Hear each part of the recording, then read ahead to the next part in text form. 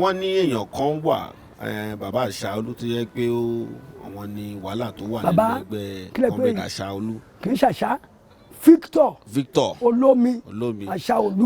ẹ bá mi ṣé bó ṣe rí nìyẹn wọ́n ní bàbá yẹn ní ní ṣókí díẹ̀ mi nífẹ̀ẹ́ ká fagùn nípò wọn ní ẹni tó ń bá wọn ọmọ ẹgbẹ́ fa wàhálà nǹkan ní NTP tí ò jẹ́ kó ní ìlọsíwájú kó tó di pé bóyá pé àwa àfilẹ̀ ọwọ́ tampan nígbà tí a ṣe fẹ̀rọ̀rọ̀ pẹ̀lú èèyàn yín ọba Adéòdúlé ló sọ bẹ́ẹ̀ ẹ̀yin náà tún ẹ bá mi tún mẹ́nu bà díẹ̀ ní ìtàdé yẹn náà.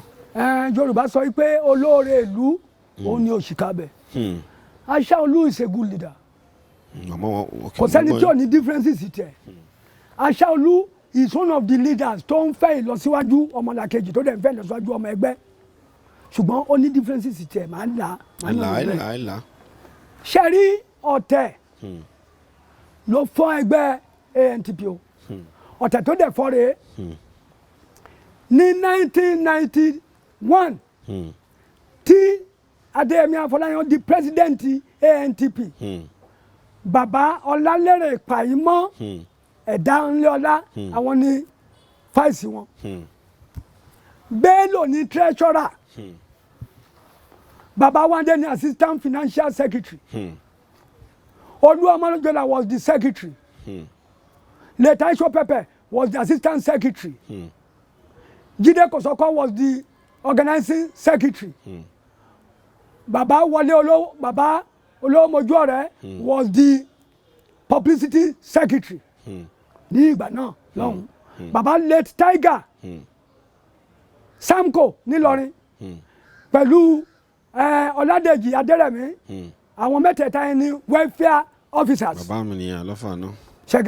Now along the way gbẹgbẹ yẹn ṣe ń lọ tó ń lọ nígbà tó yá ọ̀rọ̀ fídíò tí wàá ń gbinlẹ̀ àwọn kan individually wọ́n lọ ń raid Ìbàdàn níbí ní raiding ti bẹ̀rẹ̀ ní 1994.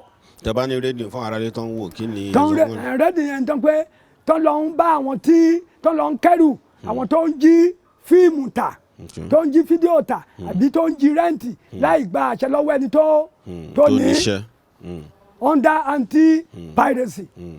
Now Jimoh Aliu ń ṣe fíìmù tí wọ́n ń pè ní ètekéte èmi ni mo yá ní Ìbàdàn bí ní ọdún náà Jáfà wa lọ sí kí wọ́n ti ń porúkọ ẹ̀ àdúgbò kan ní Bàṣọ̀run a fẹ́ lọ rọ oògùn èmi Sokoti Kwesi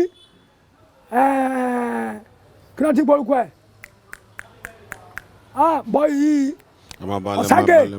Ọ̀ságè ní Ìjẹ̀bú-Òde ní Ìjẹ̀bú-Igbó òun náà ó wà lára òun ní gómìnà ANTP ní Ògùn State ń gbà yẹn a fẹ́ lọ ro oògùn bẹ́ẹ̀ la wá rí pé wọ́n mọ bá ṣe jẹ́ la wá rí pé wọ́n rẹ́ǹtì fíìmù bẹ́ẹ̀ tábà ti délé ẹni tó ń rẹ́ǹtì fíìmù àní a fẹ́ rẹ́ǹtì fíìmù tábà ti rí ìwé wọn la kọ́kọ́ máa gbé bẹ́ẹ̀ ni rédíò yẹn ti bẹ̀rẹ̀ kẹ̀rẹ̀kẹ̀rẹ̀ nígbà tá a rí pé rédíò ó wá dùn mọ́ àwọn kan lẹ́nu àwọn Sokoti wá go on it wọ́n wá ń rédíò tán dẹ̀ ń rédíò àpò ara wọn ni wọ́n ń rédíò sí ẹgbẹ́ wa yan committee fún wọ́n pè ní task force video rating task force wọ́n á fi ọ̀gá Bello ṣe chairman committee yẹn àwọn Sokoti àtàwọn Remi Toffee yẹn Ṣítàbé wọ́n wà nínú ẹ̀ nígbà tí wọ́n ń ṣe àwọn dé meeting kan ní ọjọ́ yẹn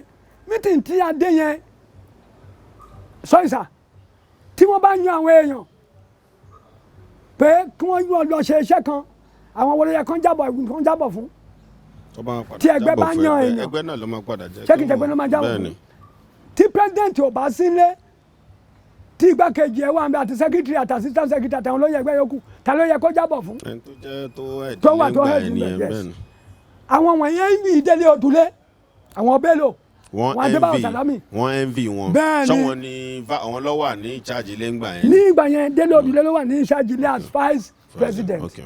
Because there was a tussle between Délé Odùlé and Bello on contesting to the position of presidency of ANTP then. After tí wọ́n host Adelove kò ní orí ìjọba. Adelove was ousted out of the government. Tẹ̀yìn ẹ̀ ò pé. Kan tó lé wọ́n lé kú ọmọ ẹni o. Wọ́n lé. Èmi pẹ̀lú àwọn tá a jọ lé. Ẹ̀yin náà wà lára wọn. Mo wà lára wọn. Ta làwọn tó kù.